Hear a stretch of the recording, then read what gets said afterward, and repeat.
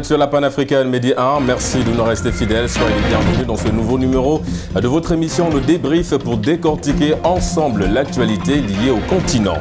En République de Guinée, la transition vers un nouveau gouvernement suscite à la fois espoir et défis majeurs. Cependant, ce processus est loin d'être sans obstacle. Quels défis attendent le nouveau gouvernement dans sa quête pour répondre aux attentes de la population et consolider les bases d'une société plus juste et prospère? On en parle en première partie d'émission.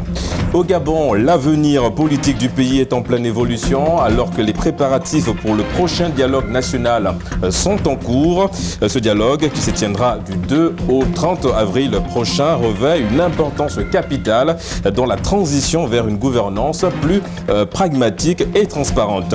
Les enjeux sont multiples, allant de la réconciliation nationale à la réforme des institutions et à la promotion d'une économie inclusive. Comment mutualiser les conclusions issues de ce dialogue? On en parle en fin d'émission avec mes invités du jour. Eroni Obed, vous êtes spécialiste en relations internationales. Merci d'avoir répondu à notre invitation. Merci à vous. Et en face de vous, Mamadou Thior, journaliste, analyste politique. Toujours un plaisir de vous recevoir sur le plateau du débrief. Plaisir partagé, Régis. Merci de l'invitation. Merci à vos téléspectateurs qui nous font l'amitié de nous suivre. Je salue mon co-débatteur. Nous allons, messieurs, entrer dans le vif du sujet. Je le disais en introduction, nous allons démarrer par la Guinée, la République de Guinée. Les militaires ne pourront pas restituer le pouvoir aux civils avant le 31 décembre 2024. Comme convenu, c'est un peu les phrases, la déclaration du nouveau Premier ministre guinéen, Amadou Ouriba.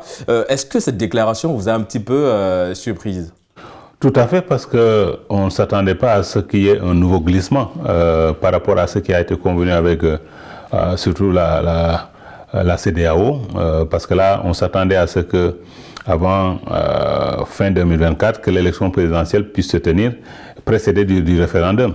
Mais là, à écouter le nouveau Premier ministre Baouri, le référendum pourrait se tenir courant 2024, mais il renvoie l'élection présidentielle à 2025, ce qui fait pratiquement un mandat de 5 ans, parce que là, ils sont là depuis septembre 2021, et on s'attendait quand même qu'au bout de maximum 36 mois, les militaires au pouvoir puissent restituer ce pouvoir-là aux civils. Allons-nous vers une prolongation justement de ce gouvernement de transition, de l'armée toujours au pouvoir?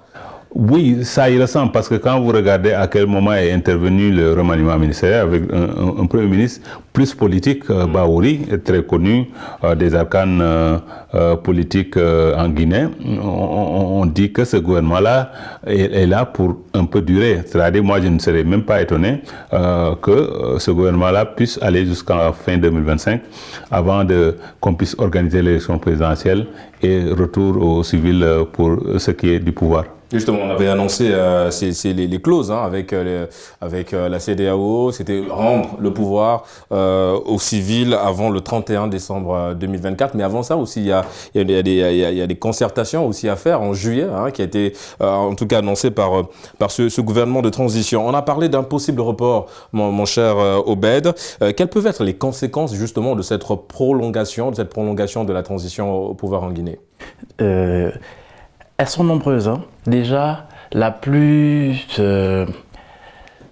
plus important ici, c'est que vont sentir la population, comment ils vont le prendre. Et là, ça va se traduire par encore des manifestations, des contestations, aussi au niveau des acteurs politiques de l'opposition qui ne seront pas d'accord, déjà parce que il n'y a pas une véritable concertation entre les acteurs politiques. Et donc, si la transition est prolongée, cela va encore compliquer les relations qu'il y aurait, et aussi avec les instances sous-régionales telles que la CEDEAO. Alors justement, est-ce que vous avez parlé du dialogue? Est-ce que aujourd'hui, pour faire avancer le processus, est-ce que l'armée doit dialoguer avec les trois acteurs clés de la vie politique en Guinée? On parle de Alpha Condé, de Cellou Dalein Diallo, évidemment. Est-ce qu'il faut aller dialoguer avec ces mentors de la vie politique guinéenne pour faire avancer évidemment le processus? Tous en exil, hein? Oui, et tous en exil, exactement. Oui, bien sûr qu'il faut communiquer, parce que après tout, il faut qu'il y ait des assises, il faudrait qu'il y ait réconciliation pour repartir de nouveau. Maintenant, il faut une communication de proximité, à la fois avec ces acteurs politiques, mais aussi à la fois avec la population.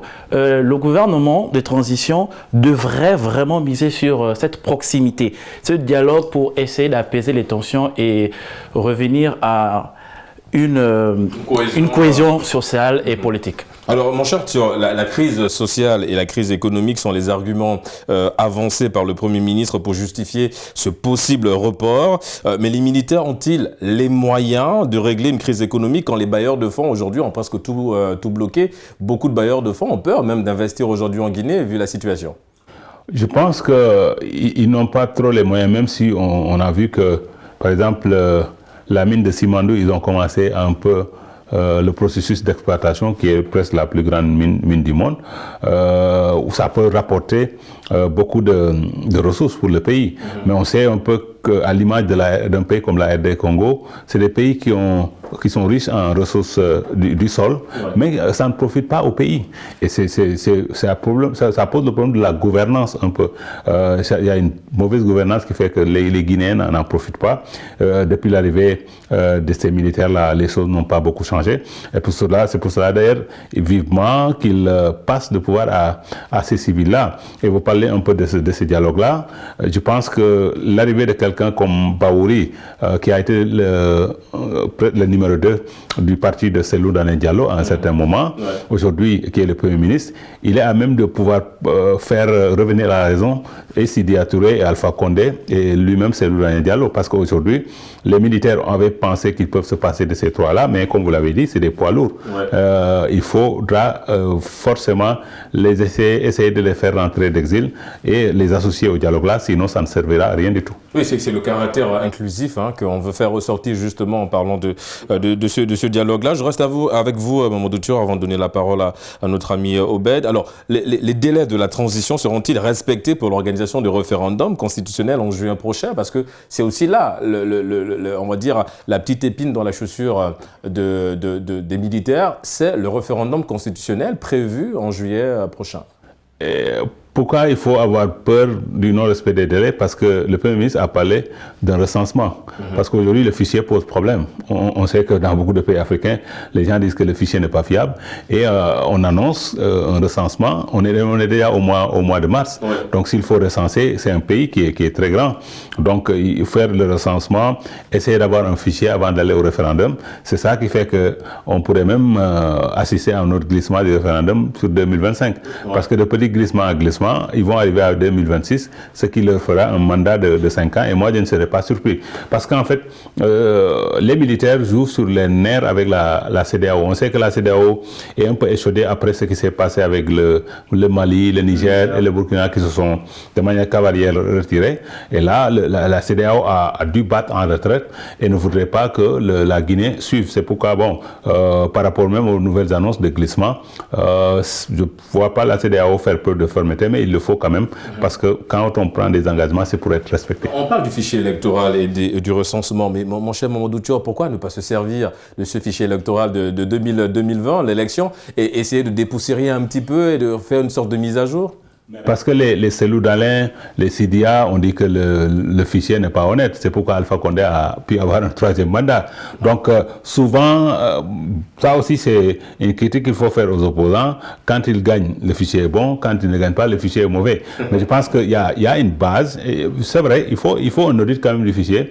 Mais de là à remettre tout à plat, c'est un problème. Et ça, le problème que ça va amener, c'est que ça peut être un prétexte pour les militaires au pouvoir de repousser encore l'échéance du référendum et de l'élection présidentielle. Alors, cela fait sensiblement, on va dire, un mois que le gouvernement avait été dissous avant la nomination d'un nouveau gouvernement il y a quelques jours. Quels sont, selon vous, les chantiers phares du gouvernement de Amadou Ouriba? Déjà, il devrait commencer par assurer une certaine sécurité vis-à-vis des populations. Parce qu'aujourd'hui, on remarque que l'armée tir à vue sur des populations lorsqu'il y a de manifestations. Or, le droit à manifester existe, surtout si la manifestation elle est pacifique.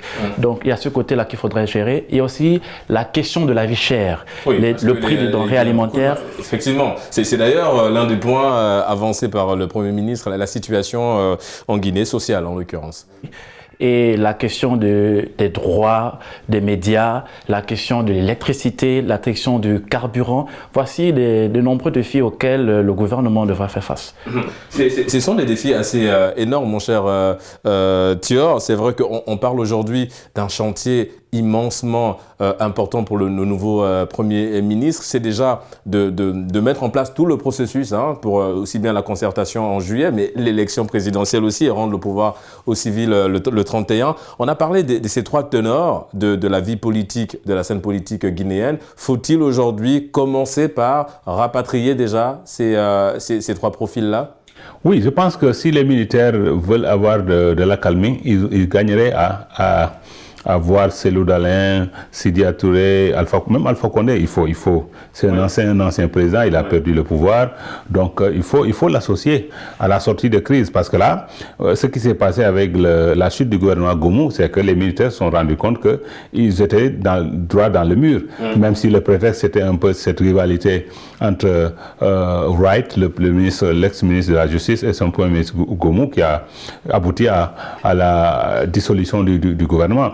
Là, les militaires, sentant que vraiment ils sont droits dans le mur, sont allés chercher un politique, plus que politique, même si Goumou l'est, mais Baouri quand même, c'est quelqu'un politiquement qui est marqué et qui connaît la scène politique. Donc ça doit être un atout majeur pour les militaires et de laisser un peu l'initiative à Baouri. Parce qu'on l'a vu, mon co-débatteur le disait, les manifestations contre l'électricité à Kindia, on a vu sa sortie qui est musclée, qui a admonesté les forces de l'ordre pour leur dire que quand on intervient pour maintenir l'ordre, c'est pas pour tirer à balles réelles. Et ça, il faut être Baouri pour le faire, parce qu'on a vu combien de gens ont été tués à balles réelles dans des manifestations pacifiques. Pour un Premier ministre qui a fait cette sortie-là, il faut vraiment s'en féliciter. Oui, effectivement, c'est une sortie qui a eu, on va dire, ça a été très bien accueilli par les populations guinéennes, parce que pour beaucoup, Amadou, c'est l'homme providentiel, en tout cas c'est l'homme de la situation en Guinée. Vous le pensez également, mon cher Thior? Tout à fait, parce qu'on ne s'attendait pas, Gouma à sa place n'aurait absolument rien dit. Donc au moins, lui, il a pris son courage à deux mains pour dénoncer ces exactions-là, alors qu'il est le Premier ministre de Guinée. Mais quand il faut dire la vérité, il faut pas fuir cette vérité-là. Je pense que ça peut faire en sorte d'arrêter cette spirale qui fait de sorte que les forces de l'ordre continuent à tuer des manifestants qui ne réclament que leur droit, c'est-à-dire le droit à de l'électricité, qui est un droit primaire. D'ailleurs, il a dit, le Premier ministre, c'est l'un des points phares. Il faut d'abord régler la situation sociale. Il est impossible aujourd'hui de demander à un Guinéen de se concentrer sur le fichier électoral, sur le recensement, si évidemment il n'y a rien dans son assiette. Et donc, c'est en tout cas l'avis du Premier ministre qui s'attelle à faire en sorte que les choses se passent bien dans ce sens-là. Alors, il y a des accords qui ont été scellés entre la CEDEAO et la junte au pouvoir. Mamadou Thior l'a encore souligné.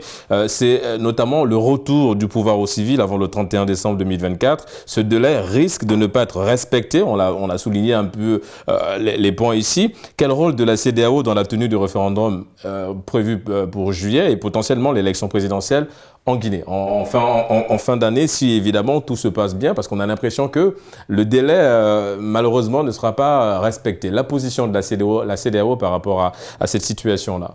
Compte tenu de la situation actuelle et de la situation auprès de pays voisins, tels que le cas au Mali, au Niger et au Burkina, la CEDEAO devrait avoir une position quand même assez neutre.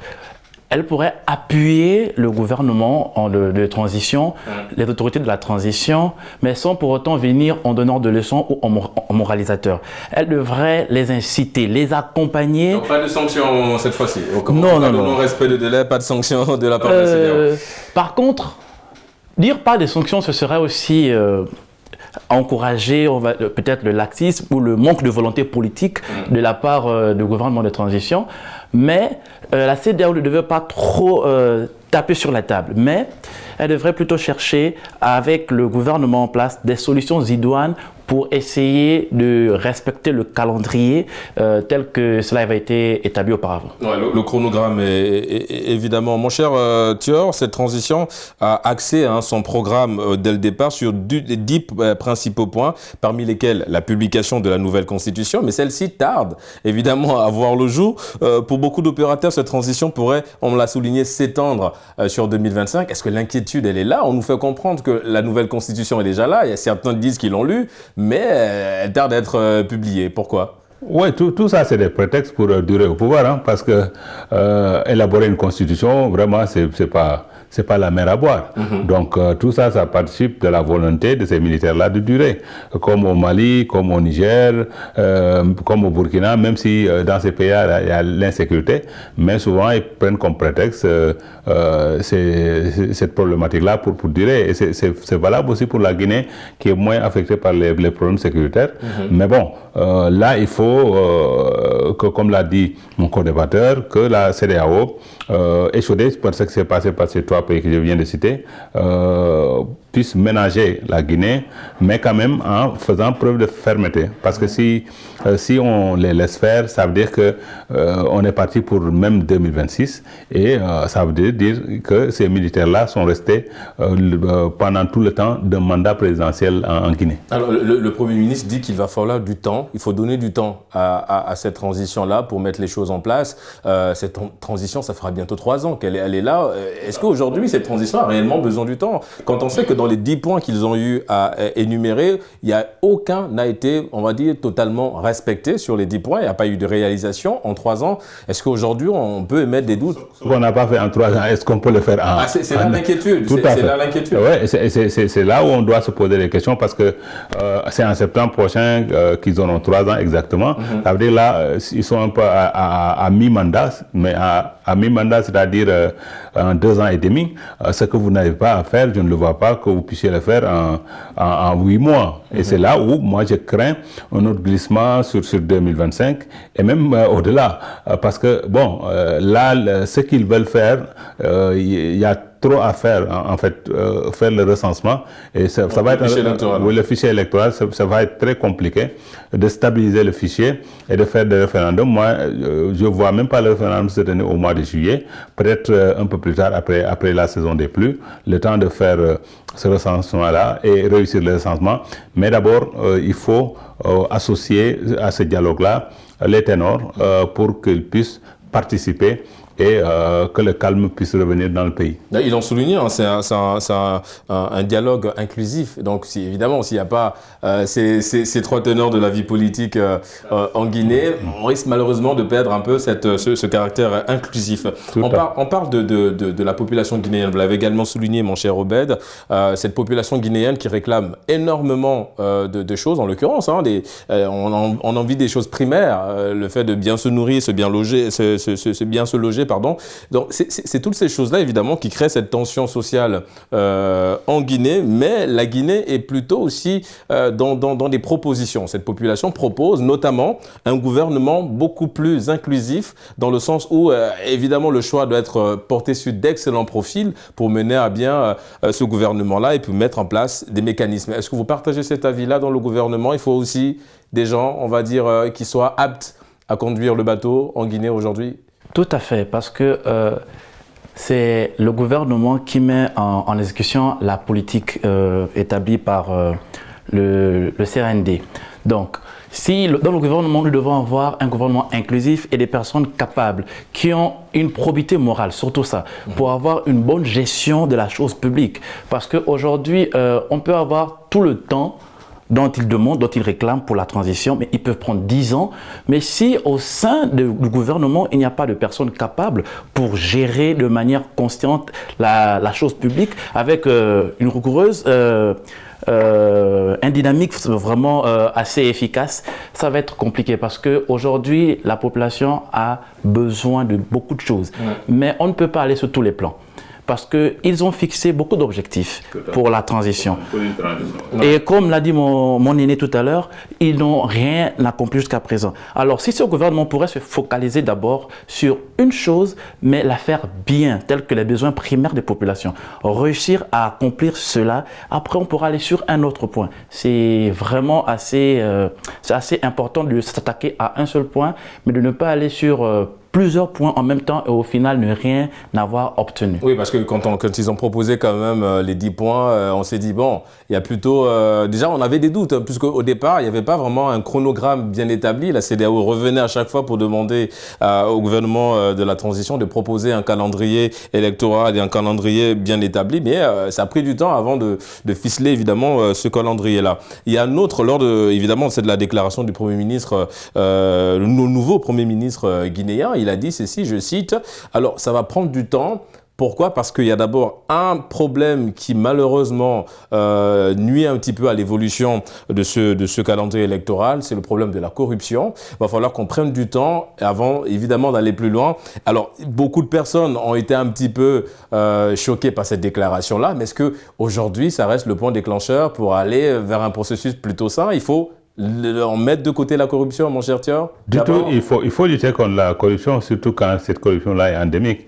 Moi, je partage un peu son point de vue. Oui, parce qu'il disait qu'on ne veut pas aller très vite pour éviter les erreurs du passé, donc on va prendre notre temps pour bien faire les choses. Oui, sauf que bon, c'est pas du jour au lendemain qu'on va venir à bout de la corruption, même si, bon, il a montré sa volonté de quand même combattre cette corruption-là. Mais je pense qu'il faut prendre les choses une à une, par priorité. Aujourd'hui, il faut rapidement faire ce recensement-là si c'est prioritaire, parce que comme vous le disiez, on peut bien se contenter du fichier de 2020.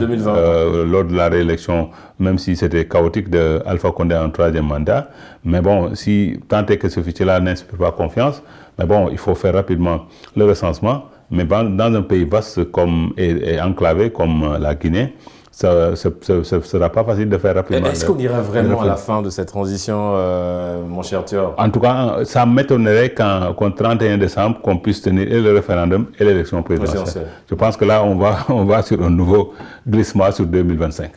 Mais est-ce qu'aujourd'hui, vu la position de la transition des militaires en l'occurrence, est-ce qu'on sent aujourd'hui cette volonté-là, justement, d'aller de façon progressive pour évidemment rendre le pouvoir aux civils? Loin évidemment de dire que cette armée a envie de se maintenir au pouvoir, mais est-ce qu'il y a cette volonté-là de faire en sorte que le processus se déroule bien?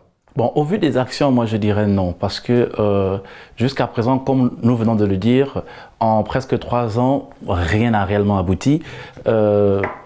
Tout est mis en place pour que cette transition perdure. Parce que, comme l'a dit mon ami tout à l'heure, je partage son avis. Je ne pense pas que le référendum se tiendra en juillet, parce que les circonstances ne sont pas réunies. Non, même les délais. Quand on voit le recensement, l'a dit, le fichier électoral, ça va être compliqué d'aller sur un référendum pour le mois de juillet, effectivement. Et on revient sur notre point, Thior. On a parlé de ce référendum, on a parlé également d'une possible élection présidentielle. Mais est-ce que pour l'élection présidentielle, au-delà du fichier électoral, est-ce que sur d'autres plans, les feux sont au vert pour la bonne tenue de cette élection présidentielle? Est-ce qu'aujourd'hui, même au niveau de l'opposition, est-ce que vous sentez une organisation déjà, un peu, l'opposition, pour se dire, si jamais il y a des élections avant le 31 décembre, nous sommes prêts pour y aller, en ce qui concerne évidemment la société civile aussi? Bon, il faut dire que des partis comme les partis de Sidia, de Cellou Dalein, même l'ancien parti au pouvoir de Alpha Condé, c'est des partis quand même qui sont bien implantés. Mais bon, les leaders sont à l'extérieur et malheureusement, on sait ce qui se passe en Afrique. C'est le leader qui est l'alpha et l'oméga du parti. S'il y avait la relève, oui, on aurait pu encourager la relève, mais je pense que pour une bonne élection présidentielle, on doit les faire rentrer d'exil. Et s'ils tentent leur chance, si les Guinéens leur font confiance, entre j'écarte l'ancien président Alpha Condé, mais les deux, entre Sidia, les anciens premiers Sidia et Cellou, Sidia Touré. Ouais, s'ils leur font confiance et élisent que l'un d'entre eux, mais pourquoi pas, parce qu'ils ont quand même un passé politique qui force le respect. Est-ce que ça reste on va dire une ouverture, une chance aujourd'hui pour Céline Alain Diallo, quand on rappelle malheureux lors des 2 dernières élections? Est-ce que là, on peut dire qu'effectivement, il y a un boulevard pour lui? C'est ça, et ça a dernier sens aussi. Parce que, bon, ça va être sa quatrième participation à une élection présidentielle, où presque il était en 2010, lors de la première élection d'Alpha. On voit que le second tour, dans quelles circonstances chaotiques ça s'est tenu, presque des mois après. Il a fallu vraiment beaucoup de conciliabules, et après la victoire d'Alpha, qui au premier tour en 2000 ne faisait même pas 18%, et là Cellou était à 43%. Au second tour, Alpha a renversé la tendance. Ça a étonné beaucoup de spécialistes. Mais bon, pour qui connaît un peu ces histoires d'ethnie dans nos pays, les gens ont dit c'est fort possible.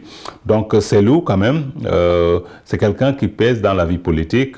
C'est pas pour rien qu'à chaque fois, il était deuxième derrière Alpha Condé. On a parlé de fraude. Est-ce qu'il y a eu fraude réellement? À quelle ampleur? Allons-y voir. Mais pour une fois, on a l'occasion d'organiser un scrutin transparent, sans contestation, avec la participation de tous ces gens-là. Il faut y aller. Et c'est aux Guinéens de choisir. Évidemment, c'est aux Guinéens de choisir. On marque une courte pause. On se retrouve dans une poignée de minutes pour la 2e et dernière partie d'émission. À tout de suite.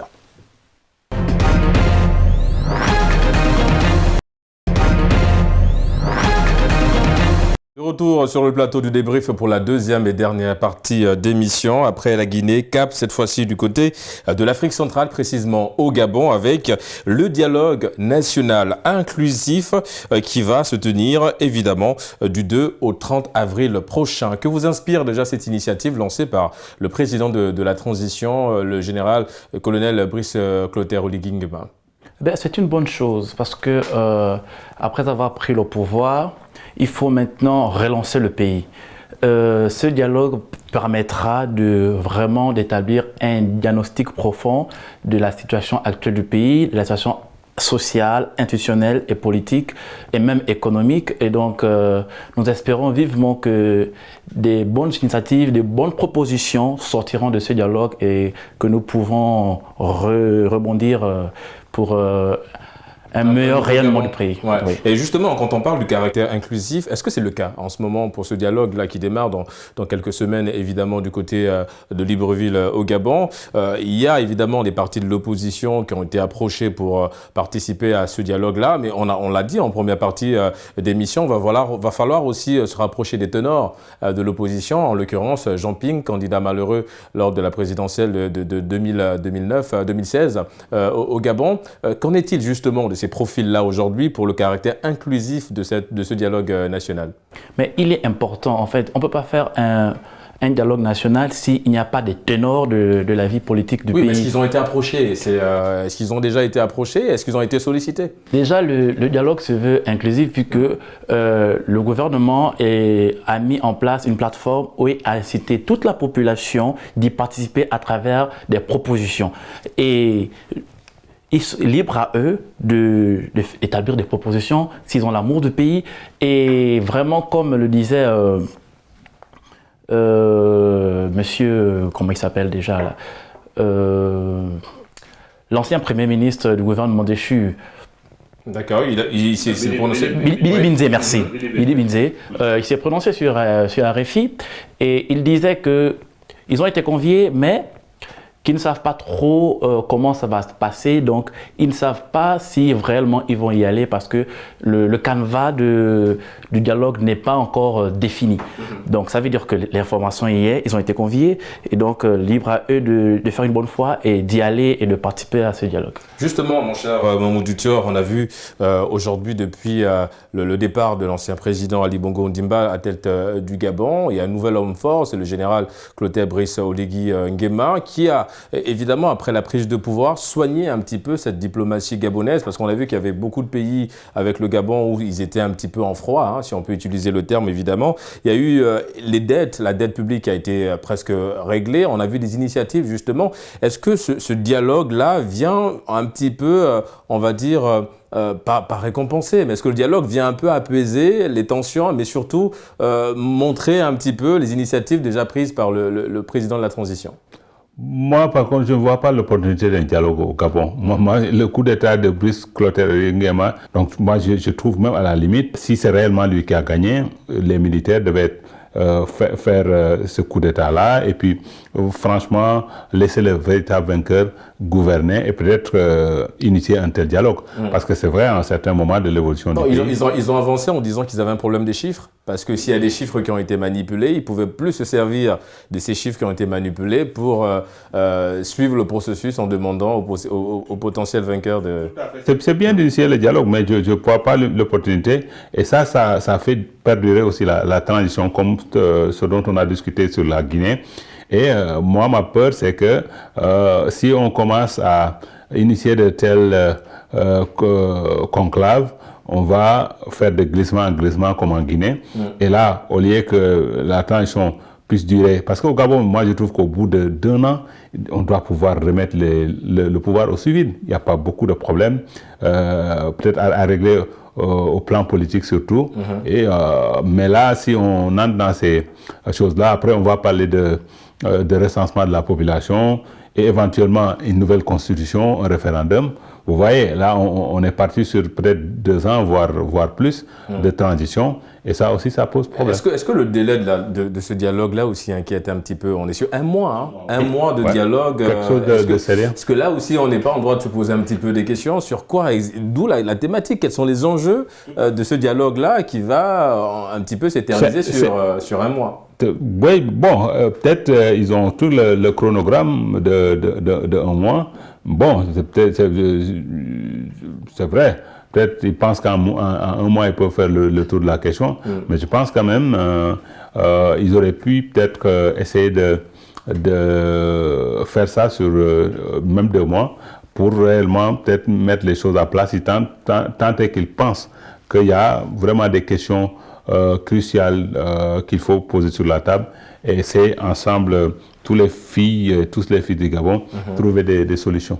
Et évidemment, c'est le souhait du président de la transition, c'est d'appeler toute la population, tous les Gabonais à se retrouver et à proposer des solutions qui permettront au pays d'aller de l'avant. On a vu déjà que le pays a annoncé dans quelques mois la venue de sa compagnie aérienne Fly Gabon. On voit les initiatives, on parle de ce dialogue-là aussi. Alors, est-ce qu'aujourd'hui, ce dialogue-là, mon cher Obed, est-ce que ce dialogue-là aujourd'hui a vraiment la participation de tous les acteurs clés au Gabon, aussi bien de la société civile, de la jeunesse en l'occurrence?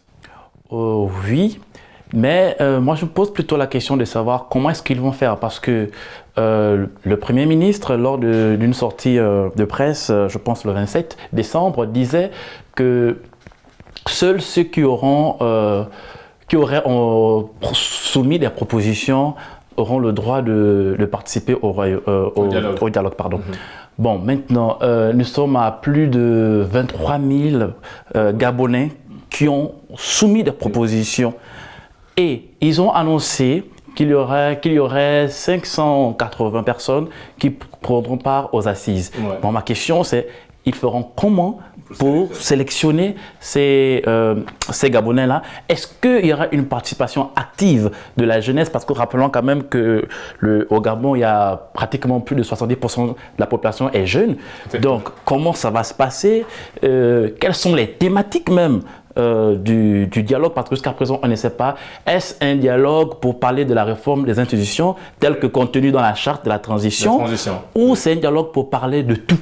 Donc vraiment, ce sont des points essentiels qu'il faudrait quand même. Le format qui pose problème, le format du dialogue. Parce que là, je pense que par rapport aux 23 000 propositions, si par exemple le dialogue était fait à à la base et ça remonte au niveau national, je pense que là c'est plus facile parce qu'on a eu le cas chez nous au Sénégal, les assises nationales, les gens sont partis dans les régions et après ils se sont retrouvés à Dakar au plan national pour faire ce dialogue-là et essayer d'avoir un document de référence. Mais là, comme l'a dit Régis, rassembler les gens pendant un mois et avec le nombre limité, bon, ça va être très, très fastidieux. Oui, parce qu'en fait, est-ce qu'on n'a pas l'impression, au vu de tout ce qui se passe, que c'est un peu trop tôt, ce dialogue, qu'il fallait peut-être encore un petit peu prendre le temps de prendre justement les propositions qui ont été faites, de les analyser et de voir comment inclure tout le monde, parce qu'on parle d'un dialogue inclusif, donc il faut quand même que tous les fils et filles du pays soient à l'intérieur. Est-ce que c'est le cas? On a parlé des régions, mais est-ce qu'on a l'impression que certaines régions, certaines provinces du Gabon, il y en a 9, ne sont pas un petit peu impliquées dans ce dialogue? On a l'impression que c'est un dialogue un petit peu sélectif. Tout à fait, parce que dans l'arrière-pays, certains ne sont même pas informés qu'il y aura un dialogue national. Déjà que tout le Gabon n'est pas couvert en Internet, tout le Gabon n'est pas couvert en radio, en médias, donc c'est un peu compliqué. Il aurait pu vraiment repousser ce dialogue et mettre vraiment une plateforme assez crédible, parce que parce qu'on revoit les bases, parce qu'on est sensiblement à 2 semaines de ce dialogue-là, parce que c'est en début avril, c'est le 2 avril jusqu'au 30, mais on a l'impression qu'on n'a même pas encore un calendrier bien établi, un chronogramme bien établi, des points phares bien établis de ce dialogue national, évidemment. Mon cher Thior, on parle du Gabon aujourd'hui, on a parlé du fait que le président de la transition aujourd'hui a soigné évidemment certaines diplomaties, la diplomatie gabonaise à l'étranger. Récemment, il est en République du Congo pour rencontrer le président congolais Denis Sassou Nguesso. Le Gabon a été sanctionné par la CEMAC et la CEAC et au finish, ils ont été rétablis dans leurs droits. Aujourd'hui, ces institutions-là, ces organisations-là décident d'accompagner le Gabon dans cette transition. Quel pourrait être le rôle justement de ces institutions-là dans la bonne tenue de ce dialogue national? Bon, quand on fait une petite comparaison entre la CAC et la CEDEAO, quand même la CEDEAO est une organisation plus aboutie que la CAC en termes d'intégration. Mais c'est bien quand même que l'organisation puisse accompagner ces militaires-là. Non, parce qu'ils ont levé les sanctions contre le Gabon. Tout à fait. Et je pense que ça va dans la bonne direction parce que bon, il faut accompagner la transition pour aller vers un Gabon nouveau. Parce que dans cette partie de l'Afrique, je pense que le Gabon peut être un exemple à donner. Regardez, vous parlez de Denis Sassou Nguesso, il est là au pouvoir depuis combien d'années? Au Cameroun, le gravataire Paul Biya, à 91 ans, ses partisans parlent d'un nouveau mandat de 7 ans. Ouais. Ça veut dire qu'il risque d'être centenaire en temps au pouvoir. Et, il est depuis 1982 au pouvoir. Donc, et le Centrafricain aussi, où il y avait la limitation de mandat, qui a fait sauter cette limitation-là et qui peut s'éterniser. Donc si on a un Gabon qui vient être donné un exemple aux autres pays, je pense que la CAC a tout à gagner à les accompagner. Alors c'est vrai que c'est une transition. Alors comment justement, mon cher Obed, comment les résultats du dialogue national pourraient-ils influencer les perspectives économiques et sociales du Gabon à moyen et à long terme? On rappelle qu'aujourd'hui, le Gabon, ça reste un pays immensement riche. Et comment ce dialogue-là peut justement avoir un impact sur le plan économique et en l'occurrence du Gabon à moyen et à long terme? Déjà, j'insiste, il faudrait qu'on sache d'abord, on va au dialogue pour faire quoi? Quelles sont les thématiques que nous allons aborder? Ensuite, lorsque tout ceci est bien précis, lorsqu'ils iront, nous devons nous servir des erreurs du passé. Je prendrai plutôt l'exemple du dialogue de 1990. C'est un bel exemple parce que après, nous avons abouti au multipartisme. Nous avons abouti à une constitution qui a été bafouée plus tard, mais que le CTRI utilise actuellement. Donc c'est quelque chose de louable. Donc c'est dans ce format-là qu'il faut y aller. Donc ils vont au dialogue, on a des propositions et ensuite nous devons examiner ces propositions, faire des projets de loi, mettre en application, vraiment surtout, il faudrait que la population sente vraiment les résultats de ces assises-là. Vraiment sur le plan politique, sur le plan institutionnel et même sur le plan social et économique. Il faudrait que ça se sente vraiment et que nous puissions vraiment rebondir, vraiment comme il a dit, pour être vraiment un exemple par rapport à la sous-région. Ouais, par rapport évidemment à ce qui se passe dans... Oui, mon cher Thior. Oui, je pense que l'intérêt de ce dialogue-là, c'est qu'il faut associer toutes les filles et tous les fils du Gabon, mais si on sort de ce dialogue-là, il faut renouveler la classe politique gabonaise. Mais aujourd'hui, quand même, il faut une nouvelle génération. Je pense, quand vous regardez un ministre parmi les ministres, Maïs Moussi, le ministre de l'économie, c'est des gens qui incarnent l'avenir. Donc je pense que si le dialogue aboutit à faire en sorte un nouveau Gabon avec une nouvelle classe politique, ça, je pense que ça va dans la bonne direction. Oui, parce que l'autre problème aussi au-delà du dialogue, c'est un petit peu les nominations, parce que beaucoup de Gabonais se plaignent un petit peu de ces nominations-là, mais ce sont quand on parle des nominations, parce qu'il y a une flopée des nominations, on va dire toutes les semaines, mais ce sont des gens plutôt bien choisis et qui travaillent, mon cher Ruben. Oui, ce sont des gens bien choisis, mais ce sont les mêmes gens, on dit les mêmes causes produisent les mêmes effets. Il faut aussi dans les nominations, on n'est pas contre, si vraiment il y a nécessité de nommer, mais pourquoi ne pas renouveler aussi dans les nominations, prendre la jeunesse. Je suis d'avis que le président de la transition veut faire participer tout le monde. C'est-à-dire, même si aujourd'hui on ne parle plus du parti au pouvoir, on ne parle plus du PDG, mais ils sont toujours là. Même s'il faut nommer quelqu'un au sein du PDG, pourquoi toujours nommer les mêmes? On peut nommer au sein du PDG un jeune et compétent. Au moins, on va changer le paysage politique. On va plus retrouver les mêmes gens tout le temps parce qu'il faudrait savoir que la jeunesse aussi, elle est capable, elle est compétente aussi et elle est là. Il faudrait lui donner aussi une chance. Et d'ailleurs, le président de la transition s'appuie beaucoup sur cette jeunesse gabonaise. Il a souligné, c'est une jeunesse compétente, mais qui a besoin simplement de travailler. Et ce travail-là, on le voit, hein, évidemment, il y a une jeunesse gabonaise aujourd'hui qui est plutôt, on va dire, calme et qui attend ce dialogue national avec impatience. Quelles pourraient être justement les recommandations de cette jeunesse gabonaise, mon cher Thior? Mais renvoyer les vieillards à la retraite pour qu'ils leur laissent la place, parce que aussi, c'est vrai, ils ont fait leur temps. Et je pense que le grand problème, quand vous regardez à la tête des institutions, sous Ali Bongo et même actuellement, il y a vraiment des grabataires. Je pense qu'il est bon. Moi, je plaide pour que Brice, quand même, il dégage de l'énergie, un bon militaire. Il est bon, les jeunes qui sont compétents, de les associer.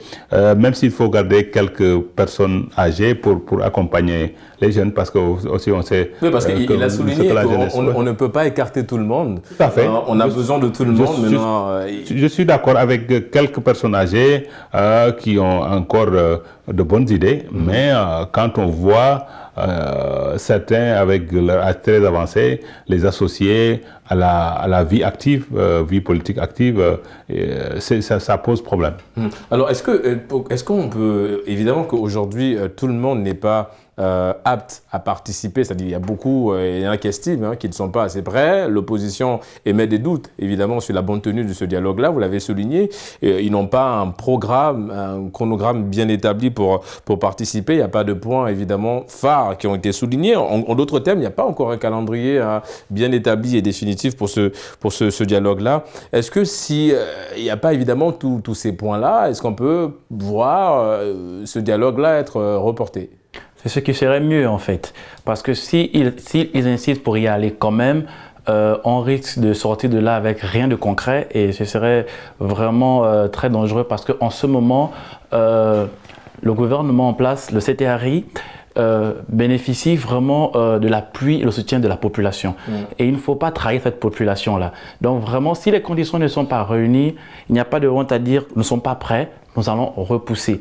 Mais le risque avec ça aussi, c'est de voir le calendrier de la transition se prolonger. Et ça peut donner lieu peut-être plus tard à des... Une transition de 2 ans, évidemment 2 ans au Gabon. L'un des points aussi, au-delà du délai de la transition, mon cher Thior, c'est l'élection, la mise en place d'une élection, l'organisation de l'élection présidentielle pour donner le pouvoir aux civils. Ça restera ou ça reste l'un des points phares aujourd'hui de ce dialogue-là? Il faut, c'est vrai, ne pas trop durer, mais prendre le temps quand même de bien organiser cette élection présidentielle qui est la fixation et après les élections législatives, parce que là aussi c'est important dans la vie, le pouvoir législatif, organiser les élections ou peut-être que, bon, le pouvoir législatif peut contrebalancer le pouvoir exécutif, et c'est ça qui fait le charme de la démocratie. Alors, il y a un autre point de ce dialogue national. C'est évidemment, je l'ai souligné, c'est la présidentielle à la fin, évidemment, du mandat de la transition des militaires du CTRI, en l'occurrence. Mais il y a un autre point aussi qui fâche un petit peu, c'est sur le choix du candidat de l'opposition en ce qui concerne évidemment cette présidentielle. Rappelons-le, le choix, il est porté, il est dirigé par le président du CTRI. En d'autres termes, c'est le président du CTRI, de la transition, qui choisit le candidat de l'opposition. Qu'est-ce que cela vous inspire, mon cher Ruben? Moi, des inquiétudes, parce que je me demande, est-ce que on va au dialogue, c'est pour dialoguer et mettre des avis vraiment pour sortir le pays d'une situation ou pour améliorer l'état actuel du pays. Mais si on va au dialogue et les membres de l'opposition ont été choisis par le président, je me demande, est-ce qu'ils auront l'autonomie encore? Est-ce qu'ils seront libres, la liberté de parole pour s'exprimer réellement, aller même à l'encontre, essayer d'aller bousculer un peu le gouvernement en place sur certains points? Est-ce que ce sera possible? Et là, moi, je m'inquiète, je m'interroge par rapport à cela. Non, mais je pense que le président de la transition, il est assez ouvert sur le dialogue. Il l'a dit, il attend, il veut des propositions. Il en a reçu énormément. C'est là peut-être le gros problème parce qu'il va falloir les prendre en considération une par une. Et ça va être un petit peu le gros problème de ce dialogue-là. Mais je pense qu'aujourd'hui, le plus important, comme on l'a souligné sur ce plateau, c'est de ressortir déjà ce calendrier-là qui fixe les bases de ce dialogue national qui démarre dans quelques semaines. Mon cher Thior, il a dit on ne peut pas écarter tout le monde, on a besoin de tout le monde, de tous les Gabonais, y compris évidemment l'ancien parti au pouvoir, qui évidemment aussi a des choses à dire, a des choses à proposer. Beaucoup voient un petit peu très mal cette proposition-là, mais pour autant on a besoin d'eux, on a besoin de leur expérience aussi quelque part, mon cher Thior. Oui, je pense qu'il faut capitaliser à partir des échecs même du Parti démocratique gabonais qui a été au pouvoir pendant autant d'années. Et là, dans la perspective d'une élection présidentielle, je les vois aller dans l'opposition et faire dans l'opposition constructive. Parce que ça aussi, une démocratie n'a de sens que quand il y a un pouvoir et une opposition. Donc, il faut vraiment les ménager, les associer au dialogue. Faut pas les écarter parce que c'est, après tout, des Gabonais qui ont eu à diriger ce pays-là, même s'ils ont commis des erreurs, ils ont demandé pardon, ça les grandit. Donc, il faut les associer au dialogue et à l'élection présidentielle, je ne les vois pas peut-être gagner, mais s'ils vont dans l'opposition, ce sera une opposition quand même constructive. Non, une opposition constructive, une opposition aujourd'hui qui va un petit peu se ranger du côté des Gabonais, c'est le souhait de beaucoup de Gabonais ces Gabonais qui veulent avoir une opposition capable de la représenter lors évidemment des joutes électorales. Une opposition aujourd'hui très attendue par la population gabonaise, par les Gabonais qui veulent voir d'autres têtes émerger. Oui, tout à fait, parce que notre pays est habitué à voir que des mêmes ténors, des mêmes gens, et c'est un peu le problème de l'Afrique noire, parce que les partis politiques, c'est souvent la tête, vraiment les mentors qui sont toujours les candidats. Mais maintenant, il faudrait renouveler vraiment, et aussi les partis politiques ou les acteurs politiques devraient comprendre qu'il faut mettre leur ego de côté, mais on doit être un tout petit peu patriotique parce qu'il s'agit ici de la nation. Donc si on a fait son temps, on peut toujours continuer à encadrer quelqu'un d'autre en étant en arrière-plan. Il faut céder la place aussi, vraiment pour susciter vraiment un véritable engouement autour de cette élection présidentielle à venir. Il faudrait que le choix de l'opposition soit vraiment de qualité. Pour que nous puissions susciter l'engouement et la participation de tous à cette élection. Il faut se féliciter des remous au sein de l'ancien parti au pouvoir, le PDG actuellement, qui est secoué par une crise interne. Je pense que c'est une crise qui va dans la bonne direction parce que les caciques sont en train d'être écartés et comme il l'a dit, il faut un renouvellement aussi. Il ne faut pas que les mêmes soient là pendant des années. Je pense que le Parti démocratique gabonais, PDG, gagnerait à voir de nouvelles têtes émerger pour que ces gens-là incarne l'alternative par rapport à l'élection présidentielle qui se projette à l'horizon, où il y aura peut-être un nouveau président de la République qui n'est pas issu du PDG. Justement, on reste sur cette élection présidentielle, mon cher Thior. Le président Oligui Nguema a dit, je cite, qu'il n'exclut pas l'idée de s'inspirer de ce qui se passe au Tchad pour la bonne tenue, évidemment, de cette élection présidentielle. Rappelons qu'au Tchad, on a une date pour l'élection présidentielle, on a des candidats, Success Masra qui fera face à Mahamat Déby Itno. Évidemment que dans ce sens-là, on se dit, bon, c'est plutôt une bonne chose d'aller à l'élection, à la présidentielle. Non, ce n'est pas un bon exemple, l'exemple tchadien, parce qu'on sait qu'au Tchad, la France est en train de ménager le fils de Idriss Déby, Mahamat Déby Itno, et ce n'est pas un très bon signal envoyé. C'est pourquoi vous voyez un peu dans les autres pays où il y a eu coup de Mali, Niger, Burkina, les gens sont très remontés par rapport à l'attitude des anciens colonisateurs, parce qu'il faut faire preuve de la même fermeté. Donc un militaire, un coup d'État, c'est un coup d'État. Il n'avait pas à se représenter. Je pense que vous voyez entre lui et son Premier ministre, il s'assied à la table des conseils des ministres, alors qu'ils sont des adversaires. Ils sont candidats. Oui, ça c'est un malaise qui est ambiant. Je pense que Brice Clotaire Oligui Nguema n'a pas intérêt à se porter candidat. Il a été un messie à la limite, qui a sorti le Gabon d'une situation compliquée. Il gagnerait, s'il veut qu'on ait à être déifié, de rester à l'écart, d'organiser une bonne transition et d'organiser comme Amadi Toumani Touré l'avait fait au Mali, une élection présidentielle nickel et le meilleur va gagner. Et d'ailleurs, on a vu qu'après le coup d'État, le président Oligui, le président de la transition, n'a pas hésité à recevoir en audience l'ancien président Ali Bongo Ndimba. Ils ont échangé sur beaucoup de points. Et d'ailleurs, le président sortant avait dit qu'il était disposé à aider son pays, à aider le président. Ça montre évidemment cette volonté du président Brice Clotaire Oligui Nguema de bien faire les choses. Et bien faire les choses, comme l'a souligné Thior, c'est d'éviter évidemment d'avoir une mauvaise inspiration en ce qui concerne évidemment cette élection présidentielle. On termine avec cette question, mon cher Aubin. Nous arrivons au terme de cette deuxième partie d'émission. Un dialogue national, oui, mais il faudrait que ce dialogue national le soit, mais vraiment inclusif. Et si d'ici au 2 avril, on n'a pas encore un calendrier, ce serait bien, l'idéal serait de reporter. Oui, vraiment, il faudrait que le dialogue national soit vraiment inclusif, que les ténors, vraiment, qu'ils soient de l'opposition ou qu'ils soient du PDG, que tous soient là parce qu'après tout, ils sont tous des Gabonais. Et vraiment, si tout n'est pas prêt, si toutes les dispositions ne sont pas prêtes avant le 2 avril, il faut reporter. Évidemment, reporter l'élection présidentielle, le dialogue national, pardon. Nous sommes arrivés au terme de cette émission, le débrief. Merci d'avoir participé. On rappelle que nous avons reçu sur ce plateau Monsieur Eroni Obed. Vous êtes spécialiste en relations internationales. Merci d'avoir répondu à notre invitation. Merci à vous. Et en face de vous, Mamadou Thior, journaliste, analyste politique. C'est un plaisir de vous recevoir sur le plateau du débrief. Merci beaucoup. Et c'est la fin de cette émission. Merci d'avoir suivi. On se donne rendez-vous dimanche prochain pour d'autres actualités liées au continent. Et d'ici là, n'oubliez pas, quoi qu'il arrive, quoi qu'il advienne, gardez le sourire en compagnie de nos producteurs.